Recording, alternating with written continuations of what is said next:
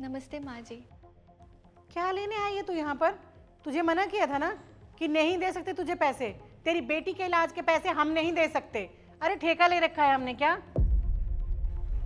माँ जी मैं यहाँ कुछ लेने नहीं आई हूँ, वो बस रिया दीदी से मिलने आई हूँ। रिया दीदी से मिलने? पर रिया दीदी तुझे क्या देगी? वो तो खुद हमारा खाती है। पूजा, कैसी है तू और तेरी बेटी कैसी है? वो एकदम ठीक है दीदी, मैं आपके लिए मिठाई लेके आई हूँ। उसका ऑपरेशन बहुत अच्छे से हो गया। ये तो बहुत अच्छी बात है। मैंने तुझसे कहा था ना, भगवान पे भरोसा रख, सब सही हो जाएगा। जो भी हुआ है ना, सब आपकी वजह से हुआ है। अगर आपने उससे मुझे उस सोने की चेन नहीं दी होती ना, तो मेरी बेटी का ऑपरेशन नहीं हो पाता और शायद वो इस दुनिया में, पर आपकी वजह से सब ठीक हो गया। क्या सोने की चेन? अरे तेरा दिमाग खराब हो गया है? तूने अपनी सोने की चेन उठा के इस नौकरानी को दे दी?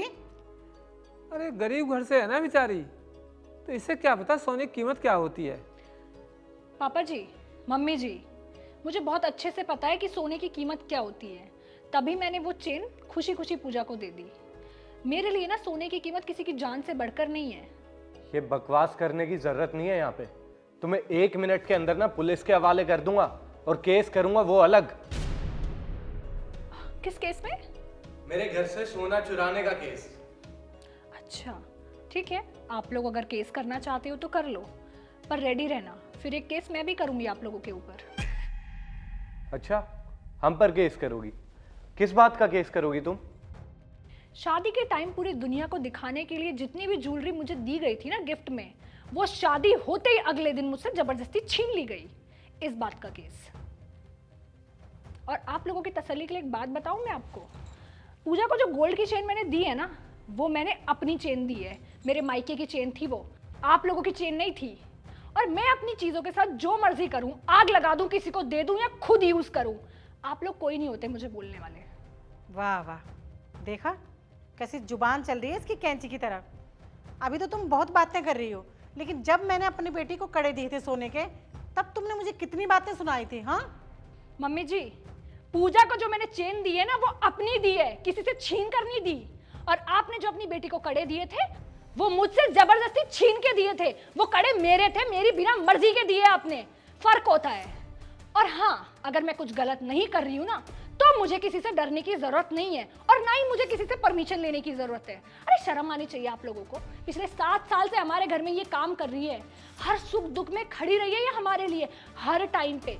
कभी ना इसने फालतू पैसे मांगे हैं, ना इसने कभी फालतू छुट्टी की है, आज तक कोई मदद नहीं मांगी। 7 साल में पहली बार उसको जरूरत थी आप लोगों की, अपने लिए नहीं थी, अपनी बेटी के लिए थी, अपनी औलाद को बचाना चाहती थी वो। उसके पास ना कोई चारा नहीं था हम लोगों से मदद मांगने के अलावा। पर आप लोगों ने क्या किया? उसे घर से भगा दिया। क्या फायदा ऐसी अमीरियत का? क्या फायदा ऐसे करोड़ों रुपए का, जब आप किसी की जान नहीं बचा सकते? और आप लाख लाख रुपए के जूते पहनते हैं, 50-50 हजार रुपए की टी शर्टें पहनते हैं, करोड़ों के घर में रहते हैं, पर क्या फायदा ऐसे करोड़ों रुपए का, ऐसे करोड़ों के बैंक बैलेंस होने का, कि आप किसी की जान नहीं बचा सकते, किसी की मदद नहीं कर सकते?